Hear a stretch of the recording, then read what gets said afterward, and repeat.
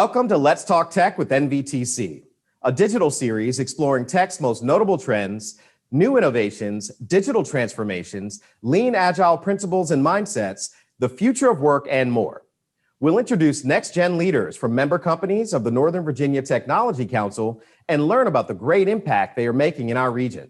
I'm your host, Philip Nathram. Welcome to Let's Talk Tech with NVTC. Today's episode will be with Consumer Technology Association's Lesley Rohrbaugh. And as always, we'll have our Did You Know section at the end.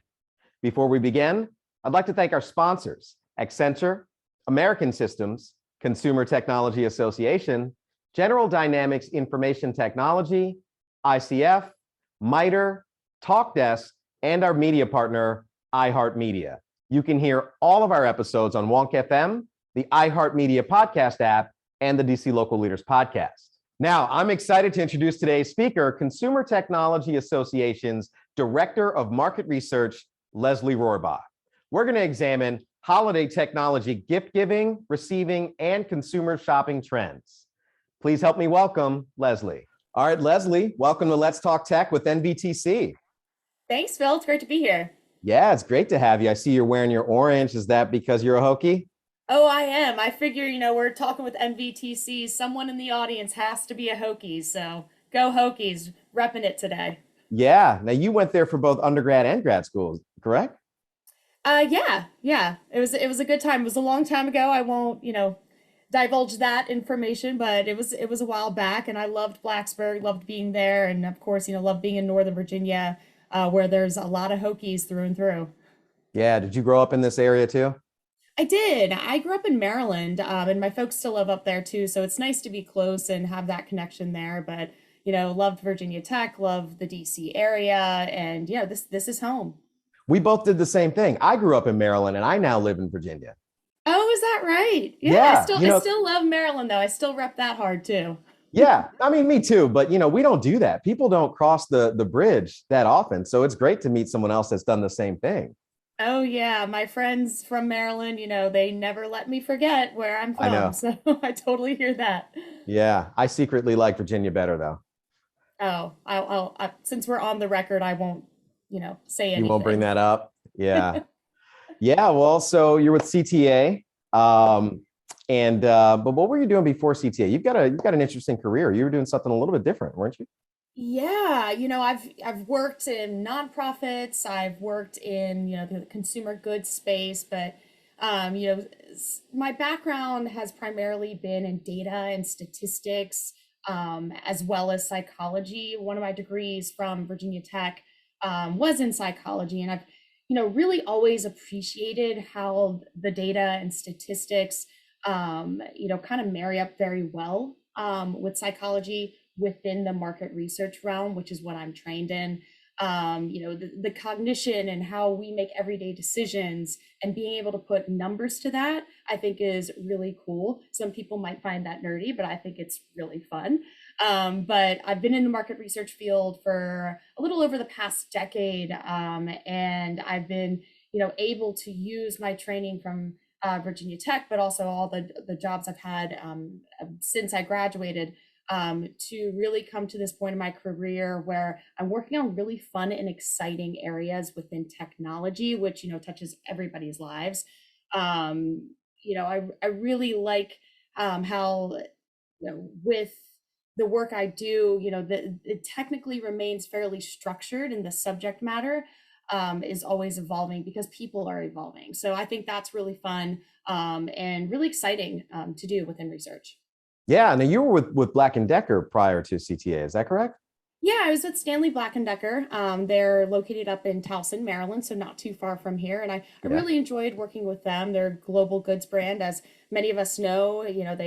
They look over large brands such as DeWalt, Black & Decker, of course, Stanley. Right. But it's definitely a lot different than the consumer base that I'm researching now, because at that point I was going out to construction sites and talking to general contractors about how they're using their power tools and other devices. So a lot different than talking about digital health and some of the virtual reality products that I'm researching nowadays. Yeah, but what I thought was so great about that is that's still data collection. That's That's boots on the ground research of understanding how the consumer is using the goods that you are supplying and being able to aggregate that to do something useful with it. Yeah, absolutely. I mean, like I mentioned, the consumers are always evolving. So, so are products. They have to evolve to keep up with our everyday lives. So, Yeah. I really enjoy market research and getting out in the field and talking to folks about how they're using all sorts of products. And, the research is always changing. So it's really exciting. What led you to focus your attention more on technology and CTA specifically, but to make that shift? Yeah, well, like I mentioned before, tech touches all of our lives. Talking with the Northern Virginia Tech Council right now. And there's just so much innovation and impact in this space. It's really exciting to see how not only consumers, but how businesses adopt to changing trends and how we operate. And there's also a product for everyone, every demographic, everyone around the world, whether it be your friend who always seems to have kind of the latest Xbox gaming system, to perhaps maybe an older loved one who's using tech to live more independently as they age. There's just so much in this space, and we can really look to the past year and a half with the pandemic as kind of a snapshot into how tech is helping us live more efficient lives in many cases. And I think our talk today might not have not taken place if it weren't for technology. So overall, it's just a fun area to research and work within. Yeah, well, speaking of research, you guys do a number of research pieces every year at CTA, right? I mean, how That's exciting is right. that for you? Yeah, I mean, our research team, we produce over 2 dozen published research studies every single year, and it really runs the gamut in terms of topics. Every spring we release our annual ownership and market potential study, which looks at household penetration of a variety of technology devices.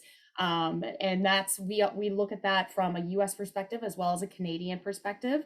We're coming up on a new study around electric vehicles, which have really started to hit the market lately. Another one where we released recently is a state of the home theater. So, we're taking a look at how that's evolved over the past couple of years, especially as more people are staying at home and trying to find ways to entertain. And, the other great thing with CTA is that we have several longitudinal studies as well, looking at things like consumer sentiment with emerging tech areas like self-driving vehicles and artificial intelligence. And we also have a new mental wellness technology report coming All out right. this year. And of course, our 28th annual consumer technology holiday study was recently published. So, as you could tell, we have a lot of research going on all year long. And it's a variety of topics, and it's just really fun to kind of get our hands on this data, and check out what's happening around the world. Yeah, the holiday trends is a fun thing to think about now, especially since we're coming up to the holiday season. What have you guys seen coming out of that study that from your holiday research?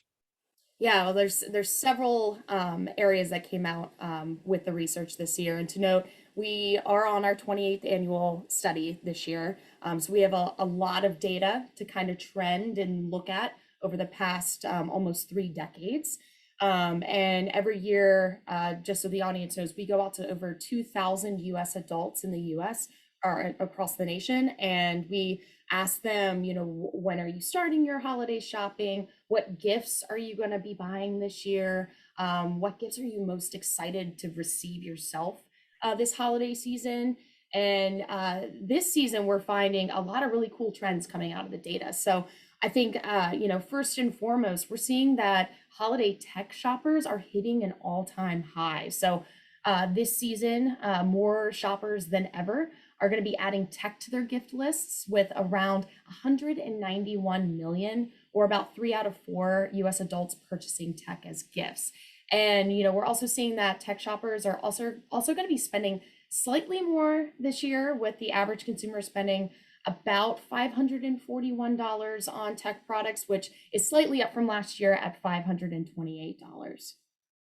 Yeah, so you went out to 2,000 people. How did you reach those folks to capture your data? Were you calling them, or was it email, a little bit of both?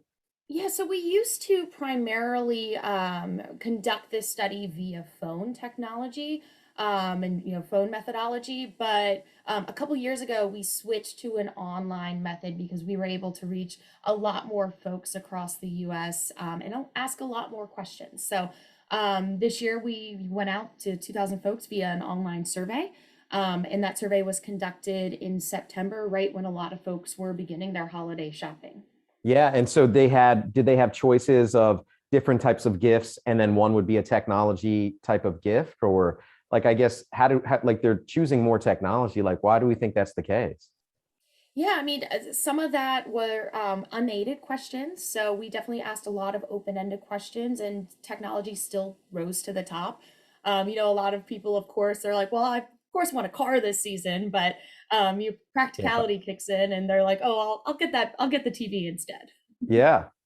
So did you suggest any types of technology? You mentioned TV. Like, I'm trying to get ahead of the shopping. If you're saying that TVs are in higher demand, then maybe I need to start buying them now. Yeah, for sure. So, we ask about a variety of topic areas, and we go question by question within each tech product category on whether or not folks are looking at these products this holiday season as gifts. And those are products from, emerging tech products all the way to vehicle technology, things like GPS, handheld GPS in your car, but also things like smartphone cases. So it's a long list of tech products that we ask about. And of course, we have those open-ended questions that we kind of kickstart that section of the survey with, just so we can, get that unbiased view of the Yeah. holiday season looking forward. Get those juices flowing from them. Yeah. Have they That's right. mentioned, or is everyone looking forward to a Black Friday and Cyber Monday sort of time frame? Or are they starting earlier? Now that they're shopping for technology? I'm assuming a lot of it's online. Yeah, that's a really good question. Because we have so much trend data, we've been able to look at this pattern of when folks start shopping and also when they primarily do most of their shopping. And we're starting to see this trend of consumers starting to shop earlier in the season. But of course, Thanksgiving week, like Black Friday, like Cyber Monday, is still going to remain pretty strong. For example, we found that 1/3 of holiday shoppers are going to begin shopping in October or earlier this year, as a lot of retailers are continuing to pull sales forward in the season to capture those sales. We've seen a lot of kind of Black Friday in October type sales and deals, deal weeks, if you will. So it's not just the one day, it's a whole week. And a lot of those are taking place, even before we get into the month of November. Hot on this season, something that a lot of folks are watching are things around supply chain, but that's not only on retailers' mind, but consumer minds as well. And we specifically asked about that this year in the holiday study because we know, it's been on a lot of news outlets and, there's a lot of talk about it. And we did find that more than 2/3 or 68% of consumers indicate they're pulling their shopping forward due to some supply concerns. However, but on par with 2020, about 56% believe they still will get the best deals during Thanksgiving weekend, including Black Friday and Cyber Monday. So I think that week is still going to remain very strong, both for in-person shopping as well as online shopping as well. Yeah, I mean, are more companies? Were you evaluating whether or not more companies were including an online method that historically would have tried to get people in the store on Black Friday? Are you seeing any sort of difference in the way people are shopping based on COVID and other things that might be going on? Yeah, well, we're seeing that, e-commerce is still really strong. About 79% of consumers are planning to do some sort of shopping online this season. But 84% are also going to be shopping at brick and mortar stores. And we're seeing a lot of new methods taking place, with curbside pickup, same day shipping, order online, pick up in store. So there's just a lot more kind of combination of channel shopping happening. A lot of people look up sales and deals online, and then once they find that deal, they'll go to the store and pick it up. We see that, all throughout the year.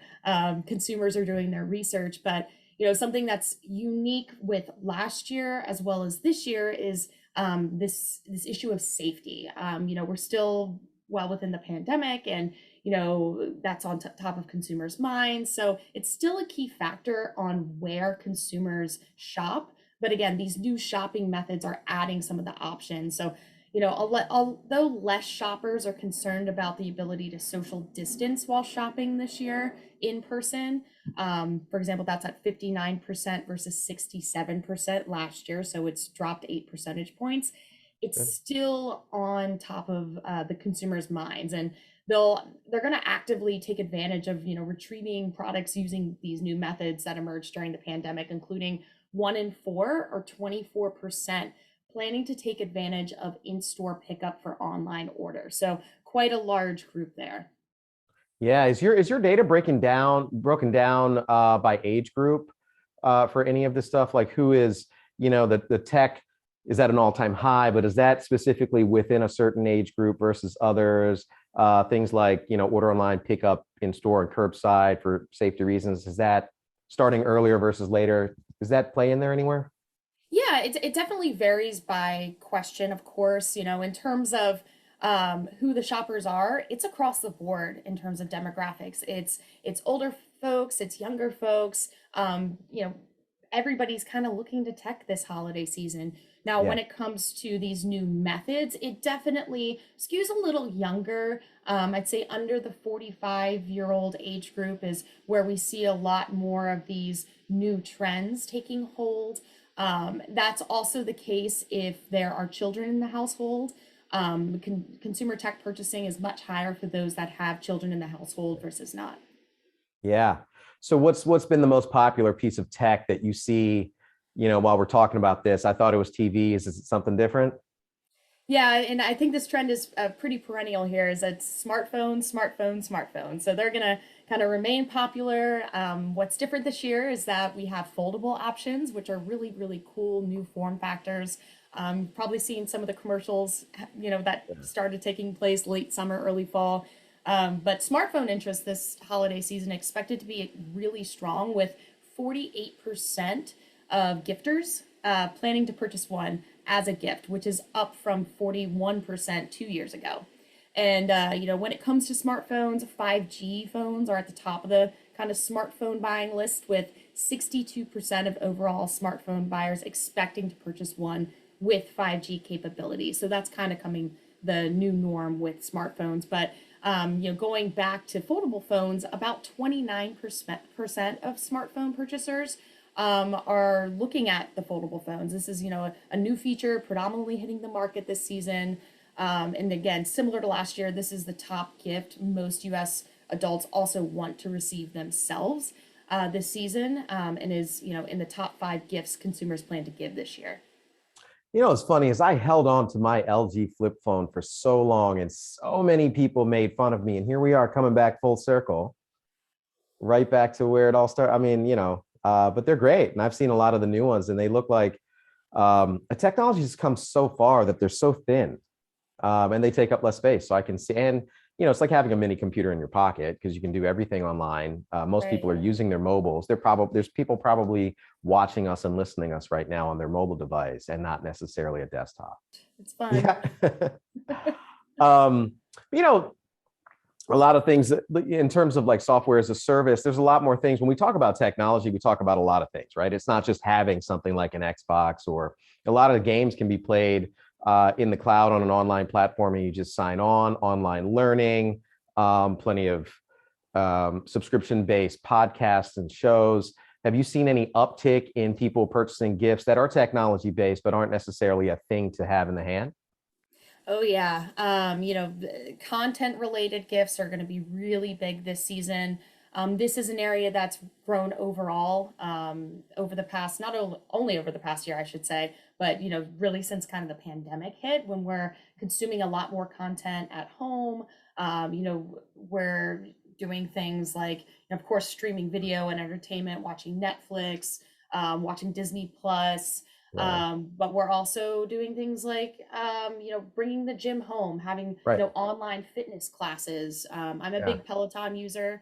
That started during the pandemic, and, I love being able to just, jump on the bike, on demand whenever I want to. So there's a lot of pros to these streaming services, and tech spending for software and services, things like gaming software, music, and video streaming services between October and December this year is expected to rise 5.9% to $38.5 billion, as consumers continue to add more focus, not only on entertainment options at home, but, again, other routine activities such as fitness services. And I should mention too, approximately 71% of holiday shoppers, or 181 million US adults, plan to purchase a content related gift this year. So not only for themselves, but for others as well. And I think it's key to note that this category will experience maybe less impact from economic issues such as supply chain concerns, like we mentioned, or the chip shortage. So shoppers are going to be able to more easily access these gifts throughout the season. Yeah, were content related technology gifts included in what we talked about in the beginning, that tech gifts are at an all-time high? Or Yeah, absolutely. That's one of the product categories that we asked about specifically. We had a question in the survey that asked about whether or not folks are going to be purchasing content related products, and that's how we were able to pull the data and show that 71% are planning to purchase something within this category. And topping the list within the category are video streaming services. So 41% are planning on purchasing a video streaming service for someone as a gift this season. Yeah, and you mentioned that the growth expected between October and the end of the year, the holiday season, is at an all-time high. I can't remember the statistic you gave us. Do you think that is because they're being purchased as gifts for the long period of time, or is that because it's the holiday season, they're expecting people to be around, so they want to watch movies together, they want to do things in the home if they're around each other? I think it's a little bit of a both scenario. Again, a lot of folks are still working from home, learning from home, socializing from home. Yeah. So to have this entertainment at your fingertips, is a really practical gift. Also, I think what this category benefits from is, in terms of, how much the content costs, it ranges. So you can, purchase maybe 3 months of a service for someone, a whole year of a service for someone. So, it can be a stocking stuffer, or it can be a full-fledged large gift for someone. So there's a lot of flexibility in this category. A lot goes into this category, and the target demographic of the person receiving the gift is also very, very wide, and could be for a child or it could be for an adult. So there's a lot that goes into this category, and I think it's helping with its popularity. Yeah, especially, a lot, the fitness, you mentioned Peloton, but also plenty of yoga. And I think everyone now has some sort of virtual or online monthly subscription-based service that you can purchase with their gym and work out from home. And I can imagine, I only think of that because generally around January, everyone makes their fitness goals. Hopefully they keep up with them. But, that's when they would typically go to the gym. And this gives you another option to hopefully make it a little bit easier to get on it if you'd like to. Yeah, that's right. I mean, there's apps out there that you can track your run, track your walk. Yeah. So it doesn't have to be, a full-fledged hardcore workout. If you want it to be, it could be something basic by just, tracking your daily activity. Yeah, the Garmin app, or MyFitnessPal, like those are, the paid version to track your macros and things. Like that'd be a great gift for some folks who just want to learn more about what do I eat and how, Right. that sort of thing. Yeah, Yeah, just be careful that message is received properly. I know. Like, what are you trying to say? Right, Um, exactly. but January, I was talking about January, and it made me think of you guys again, because CES is your biggest convention that you guys put on as part of CTA, and that's coming up. Is it going to be in person or a hybrid of both this year? Yeah, it's really exciting because it will be a hybrid of both. For those familiar with the show, usually CES takes place the first week of January in Las Vegas. This past year, we were able to partner with Microsoft and conduct an all digital show. So, the show must go on, and we were able to do it successfully this past January. But what's really exciting is that this January, we're going back to Vegas, and we're also going to have a digital component of the show. And it brings, some of the brightest minds and some of the biggest breakthrough innovations across the world to the show. CTA is the largest technology trade association in North America, representing startups to global brands. And, CES, the trade show that we produce, is the most influential tech event in the world. I'm sure a lot of folks listening today have been, and hopefully you're coming in January. But again, it's highlighting tons of these breakthrough technologies. And if you're interested in learning more about the show, check out ces.tech. I'm extremely excited to get back to Vegas. There's going to be all sorts of new areas of the show floor, as well as, some of the traditional areas. We'll get to look at all the really fun vehicle technology, self-driving vehicles, self-driving trucks. We have helicopters, drones, we have virtual reality exhibits. And then this year we're adding a food tech space, which will be really interesting. We hear a lot about these ghost kitchens popping up, but also space tech is a new area of the show floor, as we're hearing a lot more folks entering space. We want to take a look at that sector. But we also, again, have some of those traditional areas like digital health, which is a really exciting part of the show floor. So a lot more to come. And again, CES is going to be January 5th through 8th in Vegas this year, 2022. Yeah. Well, it sounds like it's exciting. And look, I don't want to monopolize all the questions. I know people are out there probably stock full of questions to ask you, but just what have you found as the top five gifts people are saying they want, technology related gifts people are saying they want this year? Yeah, so in terms of what people want themselves, number one, just like last year, is the smartphone, which we talked about, followed by another screen, laptops. Okay. Folks really want laptops or notebook computers. Number three, which is interesting, and has jumped up 2 spots from number 5 last year, are wearables. This is a category that we've seen a lot of growth in, like smartwatches, but also non-smartwatches too, so other types of wearables. Especially as people are taking a lot more hold on their health. And these devices can do so much. These smartwatches can take calls, check emails. It's right there. You don't have to have your phone in your hand. So a lot of growth in that category. Televisions are at number 4. They were at number 4 last year as well. They're usually always in the top 5. We like to say our 3 main screens are always in the top 5: smartphones, laptops, and TVs. And no doubt they're up there again. But kind of rounding out the top 5 list, there was a tie at number 5, which is always exciting, with video game consoles and then tablets. So more screens, more entertainment.